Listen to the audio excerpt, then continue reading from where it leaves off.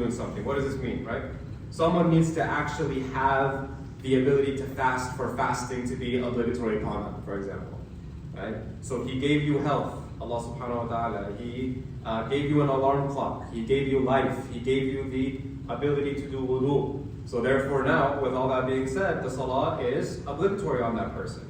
And this is actually one of the understandings of the verse, لَا يُكَلِّفُ اللَّهُ نَفْسًا إِلَّا وُسْعَهَا. The common understanding of this verse is in terms of difficulty, and this is one way of understanding this, is not incorrect. The depth of the Quran, the depth of the Arabic language is that verses don't need to be understood in just one way. They can be understood in many, many different ways. Right? And you'll find this a lot. Mufassirun break down verses in abundance of ways. And so one of the meanings of لَا يُكَلِّفُ اللَّهُ نَفْسًا إِلَّا وُسْعَهَا is that Allah subhanahu wa ta'ala will never allow a person to be responsible for fulfilling an action except that He gave you the capacity to fulfill that action to begin with. So taklif arrives from istita'a, right? The responsibility comes from the ability. So the actions of the servants of Allah subhanahu wa ta'ala, this is the next point, the actions of the servants of Allah subhanahu wa ta'ala are created by Allah but earned by the servant, right? And so this is how Imam Tahawiyyah kind of brings the whole idea of qadr together. Make people feel comfortable with all the points that are mentioned. That Allah subhanahu wa ta'ala created that action. Like the frames in a movie have been created, and you are the servant who is collecting those frames as you come across them. So Allah subhanahu wa ta'ala doesn't force it on you. He doesn't prohibit it from you, but He gives you the ability and the opportunity, and the choice is yours to take the opportunity.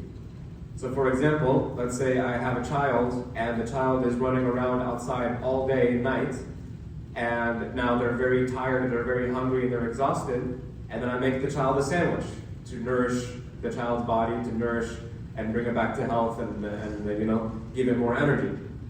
Now the child has a decision whether it's going to just stay outside and continue to destroy its body, or it's going to come inside and nourish and help its body. So Allah subhanahu wa ta'ala has given us the opportunity and choice, and now it's just our opportunity, now our time to take that opportunity. Next point. Allah the Exalted has only charged people with what they are capable of doing, and people are unable to do what Allah has charged them with. And what we have just established is the meaning of the phrase لا حول ولا قوة إلا بالله, that there is no power and no strength except by Allah. We add to this that no one can avoid or escape sins except with the help of Allah. No one has any power at all to carry out any act of disobedience to Allah and to remain steadfast on it except by the grace of Allah. So you normally hear this phrase, لا حول ولا قوة إلا بالله, when things feel overwhelming. So you're reminding yourself when we say لا حول ولا قوة إلا بالله that there is no power and no strength except by Allah subhanahu wa ta'ala. So you normally hear this phrase when things are overwhelming, and this is a good way to remind yourself that you are not in control. Right? And this actually brings comfort to the heart of a believer. That the one who is in control is one who is far superior to me in ability and intellect and everything. And Allah subhanahu wa ta'ala is the one who is in control. So it's supposed to put the heart at rest, this statement. So anytime anything's not going your way, la hawla wa quwwata illa billah. Repeat that abundantly.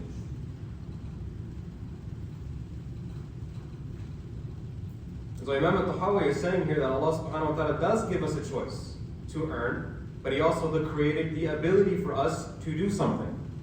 And so this goes back to the idea of the servant has to be someone who puts in effort. If we look at all the miracles that the prophets fulfilled, that the prophets made, or that Allah subhanahu wa ta'ala gave to the prophets, you'll see that they all required effort, even if it was a little bit, but it requires you to do something. When Musa alayhi salam, when the Red Sea split, it didn't just split.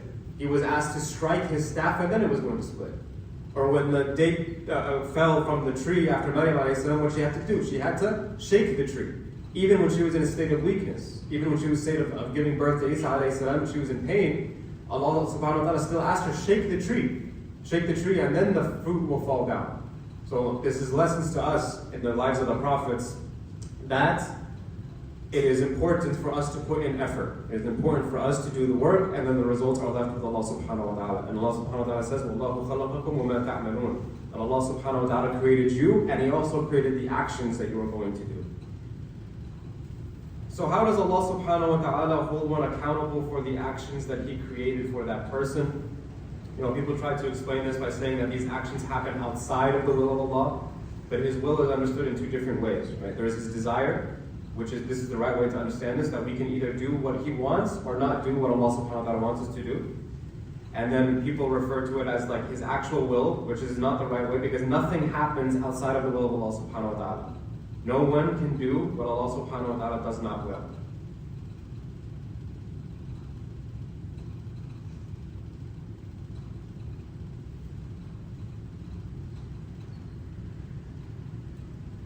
Okay, next point. Every single thing occurs by the will of Allah subhanahu wa ta'ala. His knowledge and decree and providence and His will conquers all other wills. And His decree conquers all other strategies. He does what He wills, and He is never unjust. لا يسأل عما يفعل وهم يسألون. So He is clear of any evil or injustice, and is clear of imperfection or flaw. He is not to be asked about what He does, but they will be asked. So one of the reasons why people have a problem understanding this is because they are worried about what if Allah subhanahu wa ta'ala is wrong, right? Is there no accountability? And this is seated in a disappointing understanding of Allah subhanahu wa ta'ala because He does not make mistakes. He does not do anyone wrong. He is perfect and He is just. And the relationship between a slave and Allah subhanahu wa ta'ala is a beautiful relationship because it's the only servant-master relationship where the servant is the one who completely benefits. The master, Allah subhanahu wa ta'ala, has zero benefit of our slaveship. It does not increase him or decrease him in any way. But us being His servant only increases us, right? Versus a human example of this where there's a master and a servant. The master is oftentimes the one that's actually benefiting from the servant, not the other way around.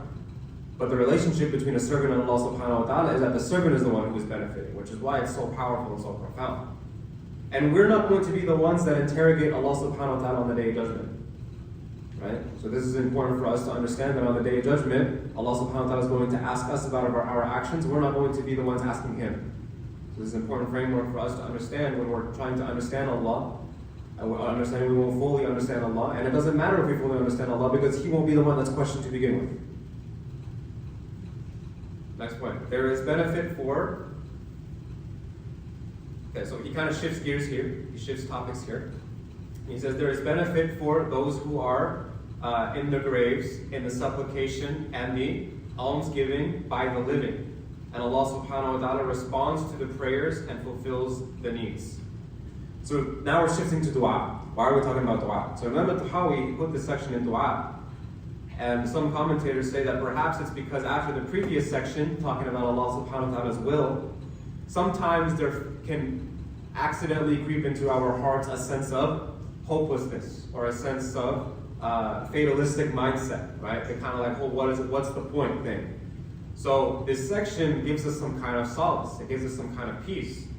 Because all acts of worship revolve around dua. The Prophet ﷺ said that dua is the essence of ibadah. That dua mukhul ibadah. It is the foundation of worship. And so Ibn Ata'illah rahimahullah, he said that whenever you feel the desire to make dua, it is something that Allah subhanahu wa ta'ala wants to give. Right? The fact that Allah subhanahu wa ta'ala gave you the tawfiq, right? Just like we talked about. The fact that Allah subhanahu wa ta'ala gave you the tawfiq to make dua means that He wants to answer your dua. He wants to hear your dua. And Allah subhanahu wa ta'ala says in the Quran, وَإِذَا سَأَلَكَ عِبَادِي عَنِّي فَإِنِّي قَرِيبٌ أُجِيبُ دَعْوَةَ الدَّاعِ إِذَا دَعَانِ فَلْيَسْتَجِيبُوا لِي وَلْيُؤْمِنُوا بِي لَعَلَّهُمْ يَرْشُدُونَ. That when my servant asks you, O Prophet, about me, tell them that I am truly near, and I respond to one's prayers when they call upon me, so let them respond with obedience to me, and believe in me, and perhaps they will be guided to the right way. Every dua is answered. Whether we see it manifesting physically or not, every dua is answered. There are 4 possibilities to every dua. The number 1 is that it's accepted and you see it. Right? Allah make me a billionaire, boom, you got $1 billion in your account. Inshallah. Bismillah. The second is that your dua was the reason why a calamity was averted. So you may not see the manifestation of it physically, but you made dua and there was a calamity that was destined for you, and because you were destined to make a dua, the dua was now averting the calamity, right? Which essentially is also an answer to the dua. Number 3 is that it doesn't get accepted because it's not what is best for you. And so Allah subhanahu wa ta'ala replaces it with something better. Okay? Which essentially is the acceptance, because the dua is what? A dua is submitting yourself to Allah subhanahu wa ta'ala that He knows what's best. Right? Which is why many of the scholars recommend that when you want to make dua for general things. You can make dua for specific things, no problem, but just know that if it's not meant for you, if it's not good for you, you won't be receiving it. So sometimes, we have a desire for a specific thing, and we're like, Ya Allah, I want this job. Give me this job. But rather many scholars, they say that, no, don't make dua for this specific job. Yeah, say, Ya Allah, give me the best job for me. The best job for me. So that if I don't get this job, then Allah subhanahu wa ta'ala will replace it with whatever is best for me. Then the 4th way is that all 3 of those things don't happen, but the best thing happens, in which the dua is reserved for the akhirah, and Allah subhanahu wa ta'ala gives you that dua in the afterlife. And at that point, when it comes to that point, you're going to wish that all your du'as were saved for the afterlife. Right? I mentioned this narration a lot in this class, but I believe it's important to mention very frequently because it just gives us perspective. The importance of why we're here. That on the Day of Judgment, Allah subhanahu wa ta'ala is going to bring forth 2 people. One person who suffered more than anybody else in life. And he's going to be dipped into paradise for 1 second and then removed. And then before everybody, he's going to be asked, have you ever suffered? And this guy is going to say to everybody, all of us are watching him, say, by Allah, I don't even know what suffering is, after 1 second in paradise. And the opposite is also true. There's going to be a man who had more pleasures in this dunya than anybody else and didn't thank Allah for it, didn't worship Allah, didn't use it for good. And he's going to be dipped into the hellfire for 1 second. And he's going to come out. The narration says that he looks charred after 1 second in the hellfire. And before everybody, he's going to be asked, have you ever felt any joy, any pleasure? And this man is going to say to everybody, by Allah, I don't even know what pleasure is. Right? After 1 second. Similarly here, we make dua constantly, and we're wondering, why is this dua not being answered? Why is this dua not being answered? But then we don't realize that, in the akhirah, all the du'as that we made that weren't being answered is actually going to be saved for us then. And we're going to be overjoyed at that point. And we're going to wish all our du'as were saved for the akhirah. And the scholars also say that if you want your du'a to be answered, make du'a like the one who is drowning in the middle of the ocean and they're only floating on a piece of plywood. Right? Have you ever someone like, why is my du'a not being answered? Well, have you made du'a like that? It's literally like you're desperate. Have you gotten up for tahajjud? Were you crying to Allah subhanahu wa ta'ala in sujood? Did you imagine yourself as being completely dependent of Allah subhanahu wa ta'ala while you were making du'a to Him? Because if not, then we didn't really make du'a. Because du'a is supposed to put us in a state of complete humility, complete humbleness.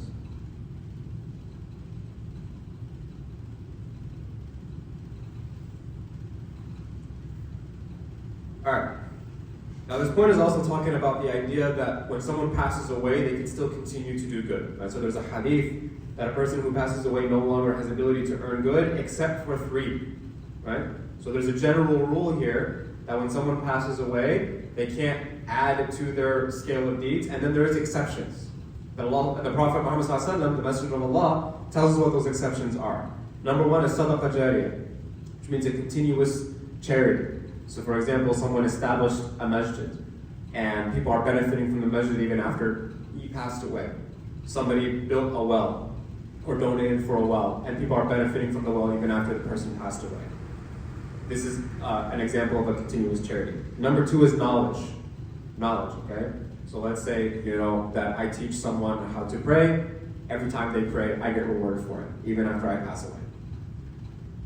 And then number 3 is dua, right? The narration says the dua of a righteous child, but the scholars say this is just general to everybody, right? So dua of a righteous child, but anybody can make dua for someone that is deceased, to forgive him, to alleviate his pain and his suffering, to increase him in rank, and etc., etc., etc. Right? Can I ask a question? Yes. You know there's that view that you can do sadaqah on a deceased person, Yeah. right? How do you reconcile that with this hadith? Because the hadith says, it's just to be three things, or one of which, that's not one of which, right? Yeah. It is. It is still considered sadaqah jariyah, right? Whether it's done by you or somebody else, it's a good question, a good clarification. Whether it's done by you or somebody else, it can still count towards the sadaqah jariyah category, right? So, Even after your death. Even after your death, yeah. If people come together and give on your behalf, give towards a well, give towards supporting an orphan or whatever it may be, that will still be counted towards your behalf as well. Right. Good question. Okay. Yeah.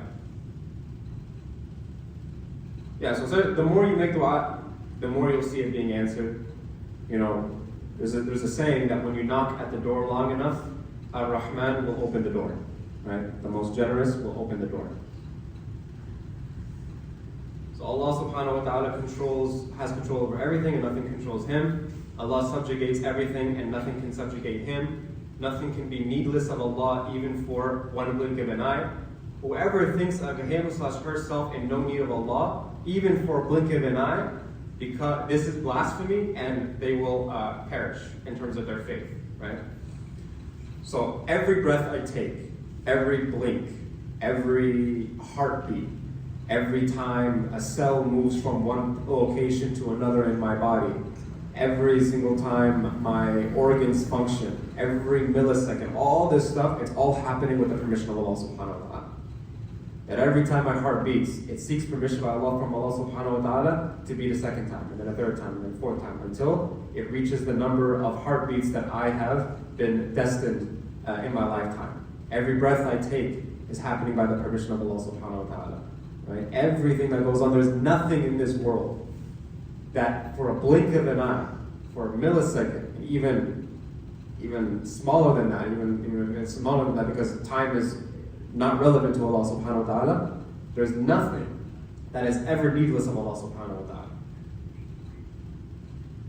And Allah subhanahu wa ta'ala knows that He becomes angered and He becomes pleased, but not like anyone else besides Him.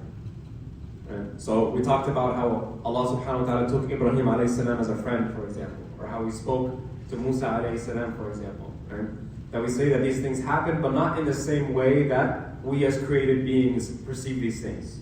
So in the tafsir of Surah Taha, when Musa alayhi salam is talking to Allah subhanahu wa ta'ala, some Aqidah points are mentioned, and one of the points that's mentioned is that he didn't just hear it through his ears, but the talking to Allah subhanahu wa ta'ala was a 360-degree experience that he also had, in his heart and etc. Right? So when we say Allah subhanahu wa ta'ala gets angry and He becomes pleased, this is true because Allah subhanahu wa ta'ala said so, but we don't compare it to the way human beings become angry and become pleased with one another.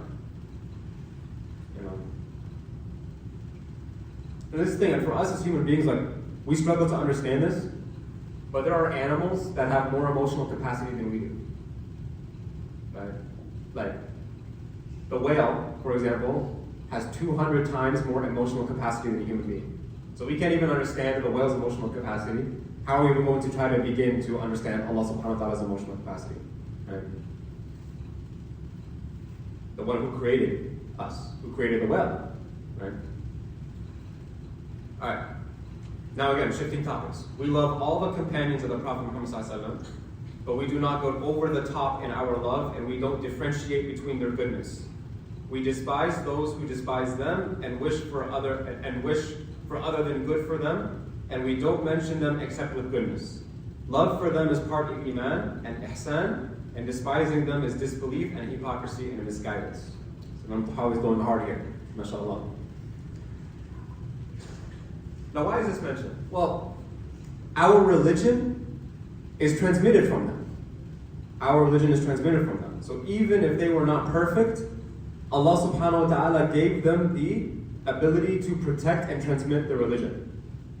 One of my teachers always said that had had human beings not needed to understand major sins and their punishments, then Allah subhanahu wa ta'ala would have never had the companions commit major sins.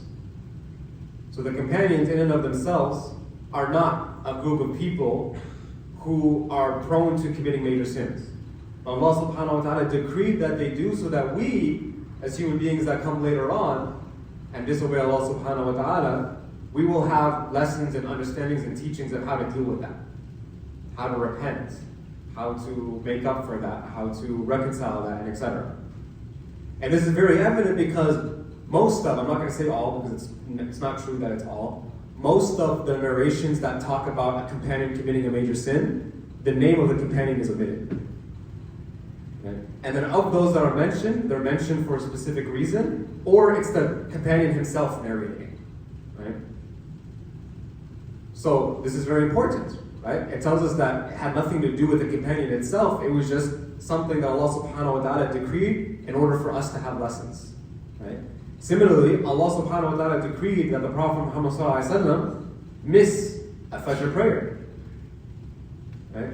So we're not going to say anything against the Prophet sallallahu alaihi wasallam, but this was decreed by Allah for what? So that we know how to make up a prayer if it was missed. Right? Now, with that being said, it wasn't like a missing where he was just sleeping through his alarm clock and was just like, yeah, you know what, I'll get to it later. It wasn't like that, right? The story goes as follows: is that Bilal radiallahu anh, they were on a journey coming back from the battle of Tabuk, right? And so Bilal radiallahu anh was told by the Prophet Muhammad sallallahu alaihi wasallam to wake everybody up for Fajr, but he kind of had to stand guard, he had to stay up.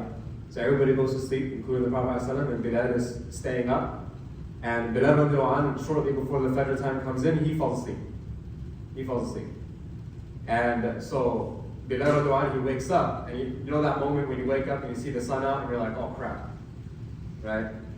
So that kind of happens, but the sun is glowing in his eyes, and also like looking down on him is the Prophet ﷺ. Can you imagine that scene? Just like right there, like, uh-oh. The Prophet ﷺ says, what happened, ya Bilal? He didn't yell at him, he didn't reprimand him, he just asked, what happened? And Bilal radiallahu anh, he said that the same one that caused you to fall asleep was the same one that put me to sleep as well. Right? Allah subhanahu wa ta'ala put me to sleep. So it's not, don't get it twisted. It's not the Prophet was lazy in this Fajr. It's not what happened. May Allah protect us from that. But no, but it was decreed by Allah subhanahu wa ta'ala that this is something that will occur in order for us to learn how to make up for a prayer afterwards, right? Wallahu ta'ala bisawab.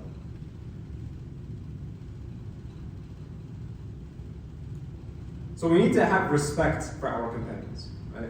They put so much time and effort into preserving this deen for us. They put so much time and effort and disseminating this deen. There's companions that are buried in China, y'all. In China. Like, think about how much they had to travel, how much effort they had to put in. They didn't have planes or things to just go. Like, this is a very grueling journey and what they went through in order to make sure that the deen reaches us. The companions are the reason why we are here in Seattle, Washington, talking about the companions. They put so much effort into reaching Islam all across all corners of the globe. So we have to have respect for them. And so cursing or insulting the Sahaba can be an indication of someone's faith, because Allah subhanahu wa ta'ala in the Quran says, رَضِيَ اللَّهُ عَنْهُمْ وَرَضُوا عَنْهُ. That Allah subhanahu wa ta'ala is pleased with all of them. He did not make an exception. This is am, not khas. This is general, not specific. Allah subhanahu wa ta'ala is pleased with all of them, and they are all pleased with Allah subhanahu wa ta'ala. Now we affirm that the Khilafah came after the Prophet Muhammad sallallahu alaihi wasallam first went to Abu Bakr radiallahu anhu, because he had a favor and a status and a priority that was over everyone else in the Ummah. Then to Umar radiallahu anhu, then Uthman radiallahu anhu, and then Ali radiallahu anhu, and they are the righteous and rightly guided leaders and the leaders of who were guided. Now this is important in understanding that the leadership among the Sahaba were not power hungry, and they were not compromised morally. Right? We trust them, and we trust them with our faith, and we trust that Allah subhanahu wa ta'ala gave them the ability to preserve the religion And we trust that they were one of the mechanisms that Allah subhanahu wa ta'ala would use to preserve the faith. And we don't challenge this. Now, Abu Bakr as-Siddiq was the closest companion to the Prophet Muhammad ﷺ, and there are numerous times that he proved this, and he was chosen by the Prophet ﷺ to accompany him in the hijrah. And his allegiance and the allegiance that people took with them, the allegiance that the tribes took with him, were all legitimate. Ali radiallahu anhu also pledged allegiance to Abu Bakr as-Siddiq when he became Khilafah, and he did so with no conditions. And anyone who says that Ali radiallahu anhu disliked the Khilafah of Abu Bakr as-Siddiq is not putting down Abu Bakr, but they're actually putting down Ali radiallahu anhu. Okay? Ali radiallahu anhu and Abu Bakr as-Siddiq, they had a beautiful relationship. They had a lot of love for each other. So by saying that Ali radiallahu anhu disliked the Khilafah of Abu Bakr, you're not putting down Abu Bakr. You're putting down Ali. And we do not respect that.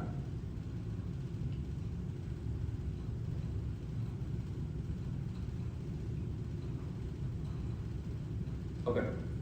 We also affirm that there is a unique group of people who are known as the 10 whom the Prophet Muhammad ﷺ named, and Allah subhanahu wa ta'ala has guaranteed them paradise, and that is Abu Bakr, Umar, Uthman, Ali, Talha, Zubair, Sa'd, Sa'id, Abdurrahman ibn Auf, and Abu Ubaidah radiallahu ta'ala anhum ajma'in. Now this is talking about the Ashr al-Bashara, right? The 10 companions that are promised paradise. Now,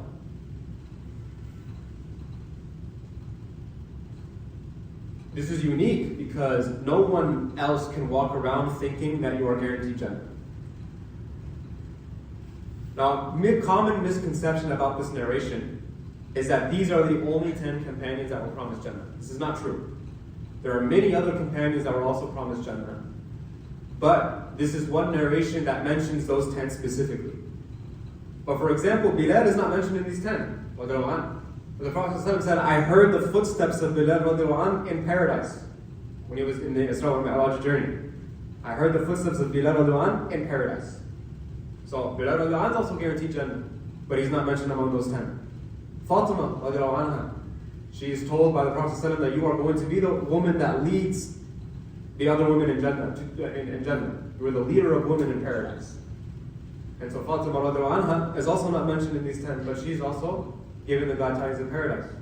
So there are many other companions as well that are given the glad tidings of paradise, but just because they're not mentioned in this specific narration doesn't negate the fact that they were promised paradise. Right? Now, this is an important point to make as well because it shows that there's an exception to a rule. There's a rule that I kind of said very frequently in these sessions, that no one has the right to point towards individuals and say, you're going to Jannah, you're going to Jahannam, you're going to here, you're going to there, etc., etc., etc. Now we can talk about things generally. That if you're a disbeliever, disbelievers go to the hellfire, right? Oppressors go to the hellfire. Believers and those who are steadfast go towards Jannah. We can say that. But to pinpoint who is what, it's impossible for us because we don't know. But Allah subhanahu wa ta'ala and the Prophet ﷺ can make those distinctions because they have that knowledge. They have that ilm al-ghayb. So anybody that Allah subhanahu wa ta'ala mentions in the Quran as someone that goes to paradise or the hellfire, that's an exception to the rule, not the rule. And the Prophet ﷺ as well, anybody that he mentions entering paradise or entering the hellfire, this is an exception to the rule, not the rule. We don't take those things and say that because Allah and His Messenger did that, I can do that too. Right? No, we don't have that knowledge, but they have that knowledge. And Allah subhanahu wa ta'ala has that knowledge. Alright.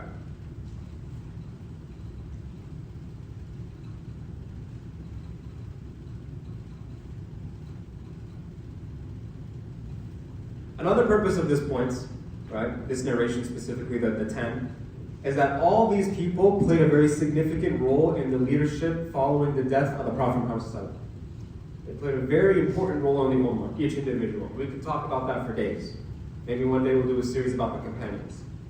And the Prophet Muhammad in this hadith, he swears by their character. And he says that they are promised paradise because of this.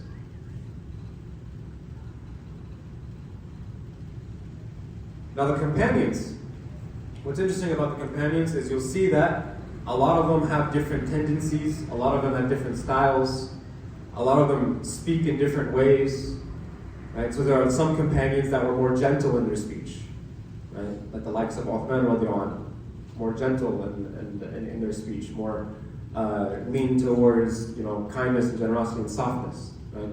But don't get it twisted. Uthman was still a warrior, right? He was still strong. He was still a man on the battlefield. But when he spoke to people, he was very soft in his speaking, right?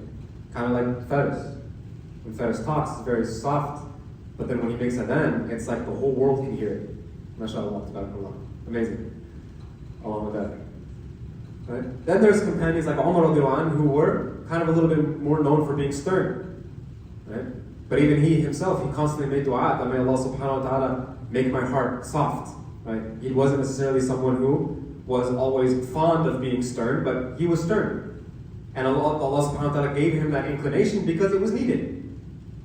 The Muslim empire increased the most under Umar radiallahu anhu. Right? And his leadership was a testament to that, and it was necessary. So the reason I mention that is because even today, there is a lot of scholars that have different inclinations. Sometimes you'll hear a speaker who's just very passionate all the time. Face is red or angry every time they speak. You're like, relax. And then there's people that are very soft and gentle when they speak. And there's people who are normal, who are monotone, who are this, who are that. One is not better than the other. Right? The yelling style might resonate with some, it might not resonate with some. The soft style might resonate with some, it might not resonate with some. And that's okay. People have different personalities. Allah subhanahu wa ta'ala created people in different ways. People lead in different ways because people need to be led in different ways. And this is just the mercy of Allah subhanahu wa ta'ala. So out of the mercy of Allah subhanahu wa ta'ala, the companions had a very wide range of inclinations and abilities and characteristics and etc., etc., etc. Right?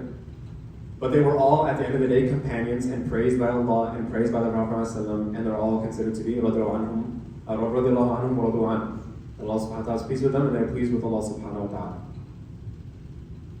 Right, next point. And whoever beautifies speech about the Sahaba and the Prophet Muhammad ﷺ and the wives who are pure from defilement and his progeny who are free from humiliation, then that person is free from hypocrisy. Right? So we can't love the Prophet ﷺ and then not love his beloved. Right? We can't love the Prophet ﷺ and then not love his wives, and then not love his children, not love his companions that he loved. Like it doesn't make sense. Our goal is to love the Prophet ﷺ with everything. And the Prophet ﷺ is our most beloved, even more than our own parents. And also, the Prophet ﷺ is number one person, the creation in our life, is the Prophet Muhammad ﷺ. And so, with that being said, how can we not love the things that he loves? In a narration, the Prophet ﷺ tells us that when you have a parent that passes away, what you're supposed to do is go visit the people that they would visit. Go visit the loved ones that your parents used to visit. Because it shows love for your parent that you would do that. And the Prophet ﷺ is our number one. He's the number one person in our heart. So we want to also show love to those that he had love for. Now we understand that no one beyond the Prophet ﷺ was perfect, including the companions and the wives, but they're all highly esteemed. Right? So, it's no secret, we don't hide our history, that the companions had disputes. Companions even went to war against one another. Right? So, companions made mistakes. Companions were flawed human beings, but they were the best of human beings after the prophets. And even though no two people can be right, there's obviously, especially with things like this, where there's dispute, there's going to be someone that is more right than the other. But what's very clear is that all the companions, whenever they did something, they did it with sincerity of Allah in their heart. That they were trying to do what they felt was best. So someone may be wrong, but still sincere. Right? So here we have an example of companions literally fighting with one another. For example, during the time of Ali radiallahu anhu and Uthman radiallahu anhu, there was literal battles between the companions. Right? That were not instigated by the companions, they were instigated by the Khawarij, but nonetheless it happened. But two people, opposite sides, both fighting to what they think is true, both die, and both go to paradise. Because they never know the niyat. Allah subhanahu wa ta'ala, the Prophet ﷺ said that actions are by their intentions. Right? That you did what you thought was best for the sake of Allah subhanahu wa ta'ala. Now, this is a very important lesson. And our community is going to be a lot of people that you disagree with. There's going to be a lot of times where you feel like, sometimes there's going to be two groups in the community, or a fracture within the community because one group thinks this and one group thinks that. Just ask yourself, is that person sincere? Right? And since you can't prove that he's not sincere, what should your assumption be? That they're sincere. Just let it go. This person's sincere. He's doing or she's doing what she's doing, or he's doing what he's doing for the sake of Allah subhanahu wa ta'ala. I can disagree. But I'm not now going to go and fracture an entire community because of this, and I'm not going to now go and hurt the other side because of this, and etc. Because if they were sincere, even if they were wrong, they're still going to be rewarded. The Prophet ﷺ said that the one which a matter comes to him and he does not know the answer for. So someone needs to make ijtihad. A scholar has a question and he doesn't know the answer to that question, and he has it hasn't been asked before. And he doesn't know what to do. And he has to come up with reasoning and thinking about it, and he needs to come up with an answer. If that person is correct, he gets 2 reward. He gets double the reward. If he's wrong, he gets the normal amount of reward. Because he was sincere and he tried. He was sincere and he tried. Right. And the first generation of scholars and those who preceded them and succeeded them from the tabi'een, who are people of goodness and virtue and legal experts who have insight, they are not mentioned except in beauty, and whoever mentions them with evil, they are on a different path. Right? So he's talking about here specifically about scholars that have differences of opinion. We don't use differences to hate on people, just like I mentioned. Alright, next point. We don't favor any of the awliya of Allah over the prophets ﷺ, because even a single prophet that we don't even know the name of ﷺ is better than all the awliya put together. And we believe in what has been authentically reported of their karamat, the marvels of the awliya, from trustworthy sources. So who is a wali of Allah? Right? We know that this is mentioned in the hadith and the Quran, and it's someone who is very pious, who is very virtuous, and not in a literal sense, but in a spiritual sense, is very close to Allah subhanahu wa ta'ala. Right? So the English version of a wali is someone who's like a saint, you can kind of say, right? But that word has weird connotations because it's associated with Christianity, but in general, that word just means someone who is pious and close to God, right? So we don't deny awliya, but we also don't get it twisted and think that they are better than the prophets of Allah subhanahu wa ta'ala, or even close to the level of the prophets of Allah subhanahu wa ta'ala. And some narrations mention that there are up to 124,000 prophets of Allah, and clearly we don't know all of them. So Imam Tahawiyyah says even one that we don't know any mention of is better than all the awliya put together. And so this tells us something about the prophets, right? How we should take their lessons very seriously. Because we take the life of the Prophet Muhammad ﷺ very seriously, but how many of us take the teachings of Isa a.s., Musa a.s. very seriously? Because it's the same teachings. It's the same message. But how many of us look at their stories and just kind of like get entertained by the stories and not really take the lessons? But these are the greatest people that ever stepped foot on earth. So take their lessons very seriously, take their lives very seriously. Scholars say not to label anyone a wali until they pass away, just because it can be problematic, right? Walis of Allah can be anyone. So one day, there was a woman during the time of the Prophet ﷺ an Abyssinian woman, who would clean the masjid. And she was very well known for cleaning the masjid. She wasn't even very well known, and even the narration itself, right? Some narrations don't even mention the name of the individual. So she wasn't very well known. But everyone knew her as someone who would clean the masjid. She just kind of kept to herself, she was low-key.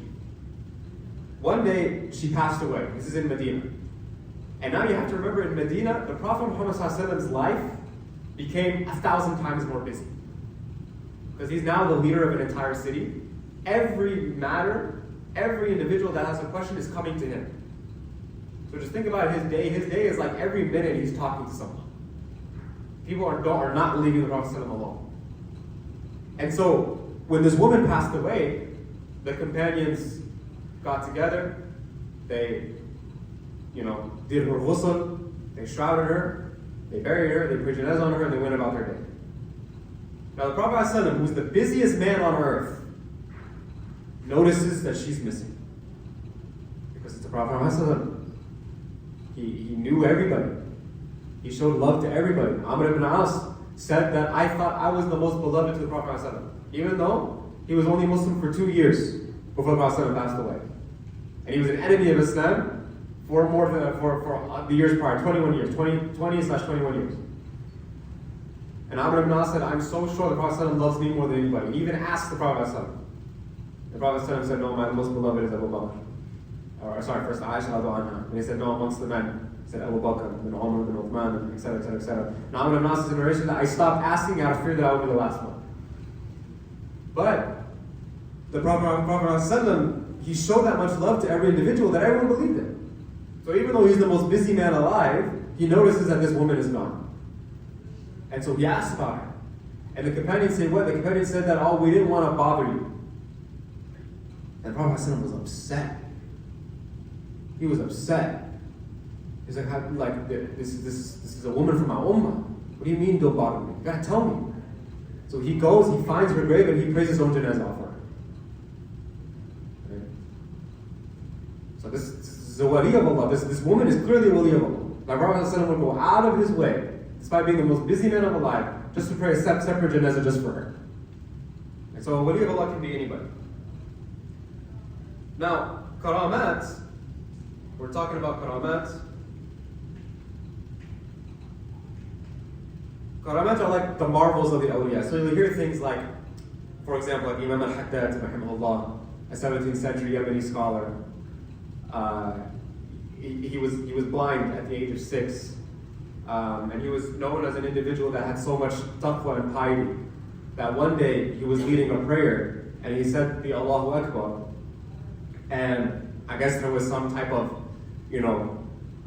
extra reverence for the Allahu Akbar that he said, that there was hundreds of witnesses that said as soon as he said the Allahu Akbar, the mihrab cracked. The mihrab which he was praying in, it cracked because of the power of his Allahu Akbar. So you hear things like this, right? Even one of my teachers, right? I'm not going to say who because I don't know if I have permission to share this story out loud, but one of my teachers, he was telling us that when he was a student, that one day his teacher's house is right next to the madrasa, and one day their teacher was walking home, and what they would do, the students would kind of walk him out, and there was kind of like a line where you kind of never cross that line, right? So none of the students ever actually saw him or saw the inside of his house, because he kept his home life and his madrasa life very separate, even though they were right next to each other.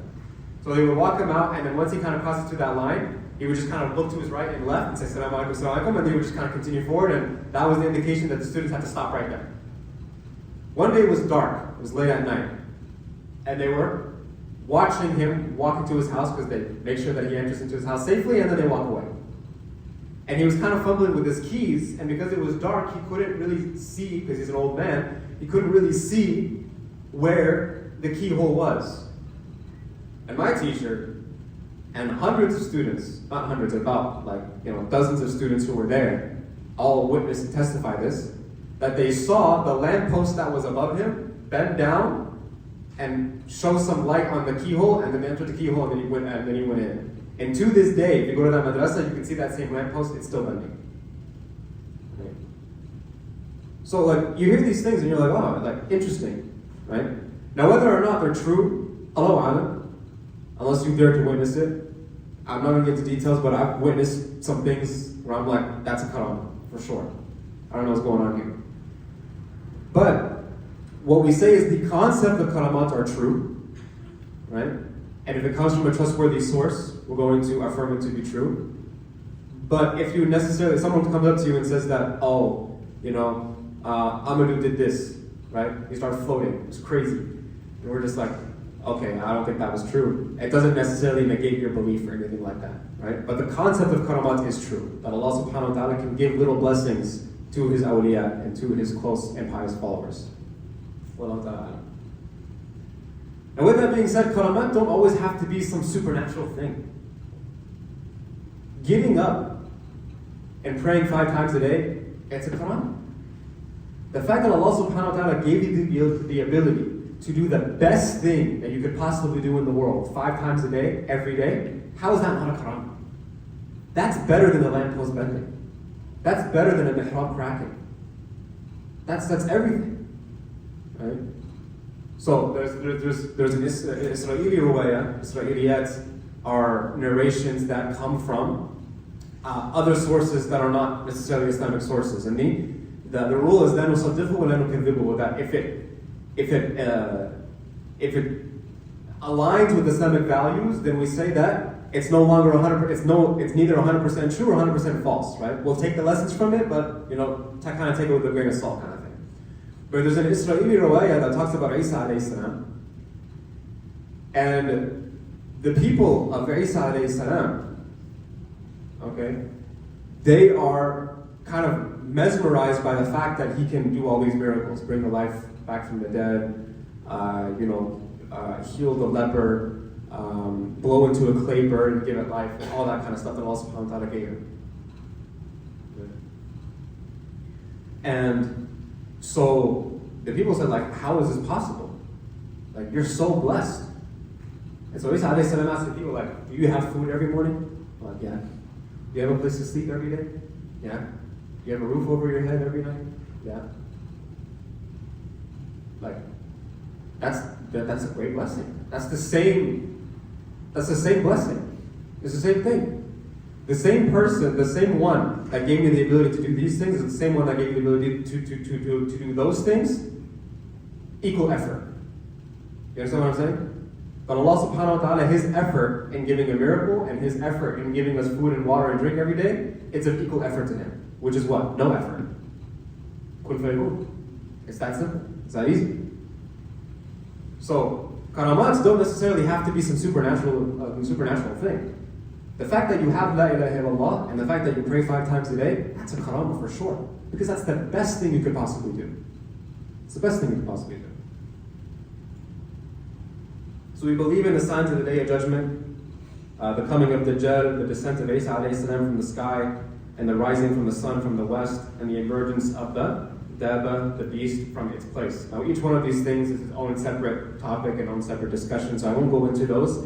But essentially what it is that we have signs of the Day of Judgment that are still yet to occur, and all these signs are from the unseen, which is why hyper-rationalists could not affirm them, and kind of they try to make it fit and try to change, but we know that these things will happen, that Isa alayhi salam will come back. And Isa alayhi salam, as I mentioned in this class before, is our prophet. So when we see Isa alayhi salam being disrespected in the media, when we see him being disrespected online, we don't laugh at that and say, ha ha, Christians this, Christians that. No. Isa alayhi salam is our prophet. Isa alayhi salam is the same prophet that's going to come back and is going to get the Muslims together and be in Imam Mahdi's army and kill the Dajjal. Isa alayhi salam is going to be the same person that when he comes, he will teach the Quran and Sunnah. He's not going to come and teach his message because his message was abrogated by the Quran. So the Injil, we affirm it to be true, the original Injil. But it was abrogated by the Quran because the Injil came for a certain tribe, while the Quran came for all of mankind. So Isa alayhi salam, when he comes, he's going to be a scholar that teaches the Quran and Sunnah. Okay? That's our prophet. Isa alayhi salam is also going to be the one that gets rid of all the crosses on the earth. Narration in Bukhari, that when he comes, he's going to get rid of all the crosses that are on the earth. Some say that there's narrations that say that after he kills Dajjal, that he will get married, he will live a life of 45 years, a normal life, and then he'll pass away for the first time. And when he passes away, there's a spot next to Umar radiallahu anhu. So there's the grave of the Prophet ﷺ, Right next to him is Abu Bakr Siddiq. Right next to him is Umar radiallahu anhu. And right next to him, there's a space that's there. And that's going to be for Isa alayhi salam when he passes away, when he comes and he passes away for the first time. Right? So this is our prophet. We need to defend him. You know what's interesting about Isa alayhi salam as well? The Isra and Mi'raj, the night journey of the Prophet ﷺ, where he went to Mecca, to Jerusalem, up to the heavens, meets Allah subhanahu wa ta'ala, comes all the way back, and goes all the way back to Mecca all in one night, and not even just in one night, in one moment. The majority opinion is that it happened in body and soul. Right? It wasn't a dream, it wasn't just a soul, it was body and soul. Ruh wa jasad, that the Prophet ﷺ endured that journey. And during that journey, who did he meet in that journey? He met Isa alayhi salam. Right? He met he met all the prophets, but of those prophets, he met was Isa alayhi salam, and he had a one-on-one conversation with Isa alayhi salam. Which makes Isa alayhi salam what? Because he's not dead yet, remember. He hasn't died yet. So Isa alayhi salam is also in body and soul. So what is Isa alayhi salam? Who is he? He's a sahabi. He's a companion of the Prophet Muhammad. Which is also kind of interesting because those who meet Isa alayhi salam at the end of times are also going to be tabi'een. Right? SubhanAllah, right? But if you want to get to that point, you got to go through a lot of other stuff. So, it's not like something we really want to get to, but inshallah, may Allah protect us.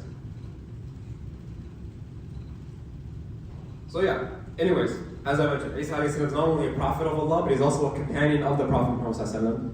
He's our teacher. He's going to be our final teacher before the end of times. He's going to teach the Quran and Sunnah. So therefore, we want to have our utmost respect and defend him, because that is our prophet. We do not believe in soothsayers or fortune tellers and anyone who claims anything against the Quran and Sunnah and the ijma' of the Muslims. This is self-explanatory. And we believe that unity and being unified is truth, and it is what is right, and deviating and creating different groups is punishments, right? So we don't want to be a group of people who are okay with putting people in boxes and check marks and things like that. This is not a sign of piety. A sign of piety is when someone walks around and finds any excuse to keep someone within the fold of Islam. This is a sign of piety, right? Islam is an inclusive religion, not an exclusive religion. The entire religion of Allah subhanahu wa ta'ala in the earth and the sky is one, and that is Islam, like Allah subhanahu wa ta'ala said, that indeed the religion of Allah subhanahu wa ta'ala is Islam, and that He is pleased with Islam as a religion for us. Right? Inna deena inda Allahi Islam, wa raditu lakum wal Islam deena. That indeed the deen of Islam is Allah subhanahu wa ta'ala. In another verse, Allah subhanahu wa ta'ala says that He is pleased with Islam as a religion for us. He's chosen Islam as a religion for us. Islam is between the extremes of radicalism or falling short. So being someone who is extreme in excess, or someone who is also not putting any effort at all. Islam is between al-tashbih and al-ta'weeb, right? Or sorry, al-ta'til. That Islam is between. Islam is between the al-tashbih and al-ta'til. That Islam is between anthropomorphism, associating Allah to His creation and kind of like comparing Allah to His creation and imagining Allah as like a man or etc., and also al-ta'til, which is completely denying the attributes of Allah subhanahu wa ta'ala. Islam is between those two. Islam is between fatalism, which is this idea of like, what's the point? Everything is decreed anyways. I'm just going to be hopeless. And totally rejecting Allah's decree. The opposite extreme is that Allah subhanahu wa ta'ala doesn't control anything and I have complete full control over everything. Islam is between the both of those. Islam is between not fearing the punishment of Allah or totally despairing of His mercy. Islam, again, in between. We neither say that Allah is the most merciful, so therefore we're just going to do whatever we want, and we also don't say that Allah subhanahu wa ta'ala is the one who punishes, so therefore what's the point? And I'm just going to be hopeless and despair in His mercy. Islam is a balance in between those two. So overall, if there's anything that you've learned from this class and this text, is that Islam is a balance. And balance is hard. which is why we work and we put in effort for our entire lives until the moment that our soul is removed from our body. We're trying to find that wasat, right? Trying to find that balance. And then Imam Tahawiyyah concludes and he says, this is our religion and our creed. We take it outwardly and inwardly, and we ask Allah subhanahu wa ta'ala that He grants us firmness in our faith, and then He seals our lives with it.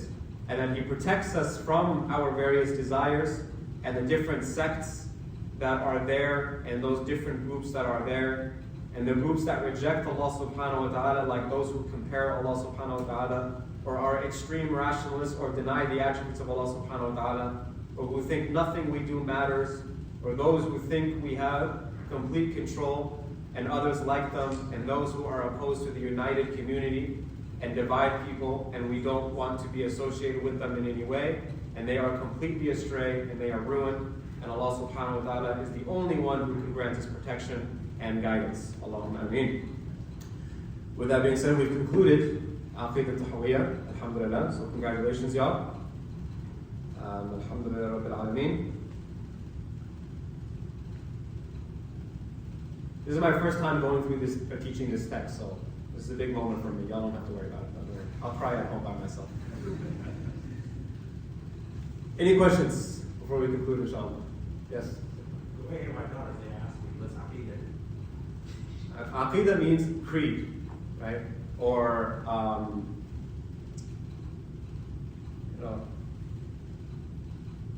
a better way to kind of define Aqidah is it comes from the word aqd, right? Which means to bind something together.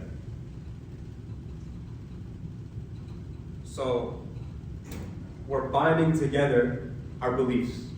What we believe in Allah subhanahu wa ta'ala, what we believe in the messengers, what we believe in the angels and His books, what we believe in terms of divine decree, whether it is good or evil, and what we believe about the Day of Judgment. Those are the things that make up our Aqidah.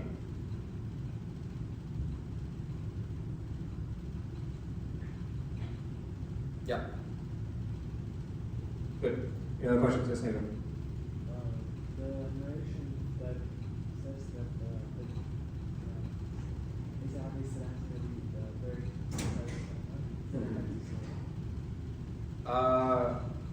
Good question.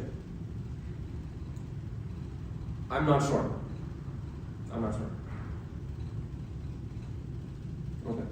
And any questions from the sister side? No? Okay. Yes. What's up? I'll check on that after that. So when you're talking about how we think the Sahabas having their own way of communicating from one another, Yeah. and how no way of communicating was better than the other because they each served their own purposes at their own times. Isn't the way the Prophet communicated objectively the best way? So wouldn't the Sahabas communicate mostly they do have, I guess, a better way of communicating? Or is that something that I guess we should believe? Good question. So the question was that we're talking about how the companions had different ways of communication or different speaking styles or leadership styles and etc. And not one way is better than the other, but the Prophet ﷺ's way of speaking should be the best because he's the Prophet ﷺ. Now what's interesting about the Prophet ﷺ is that the reason why he's the most emotionally intelligent human being is that he actually adjusted the way he speaks to people based on who he's talking to. Right? So for example, when he gave khutbahs before a battle, this is very well known, that when the Prophet ﷺ would give a khutbah before a battle, the companion said that his face would turn red and you could see a vein popping from his forehead. And his eyes would turn red too. Passionate, powerful, loud, firm, strong. Right? But then when he would give a dars in the masjid, he was gentle. He spoke a little bit softer. Right? So, like the Prophet ﷺ had different styles based on who he's talking to, the context he's talking about, and things like that. And the Prophet ﷺ is also the embodiment of all the excellent characteristics of all the prophets that are before him as well. Right? So we have Ayyub alayhi salam, who is most known for his patience. Or Yunus alayhi salam, who is most known for his endurance. Or Musa alayhi salam, who is known for his strength. Or Isa alayhi salam, who is known for his passion, right? compassion and His mercy. So all these different prophets that have kind of like these characteristics that shine through in that prophet. And the Prophet ﷺ was the embodiment of all of that, right? Of all the prophets before him, he had all the perfect characteristics of everybody. So to pinpoint the Prophet ﷺ's speaking style to one style is very hard to do, because he spoke to everybody differently, different groups differently, etc., depending on who he's talking to. And that was one of the miracles of the Prophet ﷺ. It's like he wasn't just eloquent in terms of his speech, but he was eloquent in his character as well. Okay, there are some questions online here, I think. No question. Jazakallah khairan. Allahu Akbar. Yes, one more. What is the difference between Allah's will, as in like the qadr, whatever it is will happen, and Allah's, for lack of a better word, wants, what is Allah's wants? Because Allah subhanahu wa ta'ala tells us a lot about what He wants in the Quran. For example, He wants everyone to be Muslim. He Yeah. expects them to be Muslim. Yeah. And the will is like that everyone is Muslim. Yeah. So there's currently something that contradicts those two. Like, what is the difference between those two elements? Yeah, it's a good question. Can we see as a contradiction? Oh, no, not necessarily. Someone is asking what's the difference between Allah's will versus like Allah's want, right? So first of all, we need to understand that nothing happens except with the will of Allah subhanahu wa ta'ala. And then we know what Allah subhanahu wa ta'ala wants us to do. So He wants us to believe, He wants us to pray, He wants us to fast, He wants us to give charity, etc., etc., etc., right? So Allah subhanahu wa ta'ala, in His infinite wisdom, He knows the decisions that we're already going to make, because we talked about how He created time and space to begin with. And He facilitates the action that you choose. Okay? So whatever you choose to do, He will will it, even if it's not what He, quote unquote, wants. And we're not comparing our wants to the wants of Allah subhanahu wa ta'ala. But, for example, if I choose to do something that disobeys Allah subhanahu wa ta'ala, Allah will that to happen. But that was still my choice. That I chose for that to happen. Right? Now this is one of those things, you just kind of have to be like, I just don't get it. Right? Like it's hard to understand, right? And that's the thing. Allah subhanahu wa ta'ala is not someone that we are meant to fully understand. What we're meant to understand of Allah subhanahu wa ta'ala has been given to us. Okay? So what Allah subhanahu wa ta'ala wanted us to know of Him, He gave to us. Everything else, it's outside of our knowledge, and we just have to submit. Right? Wallahu a'lam. Okay, I'll conclude here, inshallah. Before we go, just again, reminder to everyone that next Monday we will not have halaqah. And we will have halaqah on Tuesday. So next Tuesday is going to be the day of Arafah. So we will do a halaqah on the legacy of Ibrahim alayhi salam before iftar. And we will have iftar here together, inshallah ta'ala. So try to fast that day if you are able to, inshallah. And then after Eid, the Monday after Eid, we will begin our seerah classes, which I'm very excited about, because seerah it's just the best. You guys will see. It's just the best. There's nothing better than seerah, alhamdulillah. It's the greatest heart softener, it's the greatest tafsir, it's the greatest everything. Because the seerah of the Prophet ﷺ is the lens in which we should view the Quran. Because it's the Quran, if you will, quote unquote, kind of lived out. The revelation over 23 years kind of lived out. So you see the context of the Quran in the seerah. So it's very important for us to learn the seerah and talk about the seerah and go through the seerah as much as we can. And for every individual, there's a lesson. Prophet ﷺ was the best father, he was the best leader, he was the best brother, he was the best son, he was the best everything. In every possible way, any role that you adopt in your life, you can find an example of the Prophet ﷺ in the seerah. And every time you read the seerah, every time you learn the seerah, depending on what point you are in your life, you get a whole new lens. You get a whole new lens. It's beautiful. So the seerah is just the gift that keeps on giving. So inshallah we'll start that the Monday after Eid, and next week we will do our halaqah on Tuesday instead of Monday. Jazakallah khair, everyone. Assalamu alaikum wa rahmatullahi ta'ala wa barakatuh. If you have any questions, you can feel free to come up, inshallah. I'll be here till Maghrib. On Tuesday, good question. The Tuesday halaqah will be at 8, not 7:30. Right? It will be at 8 o'clock. Assalamu alaikum, everyone. Not a specific book, no. I'm just gonna pull from different sources.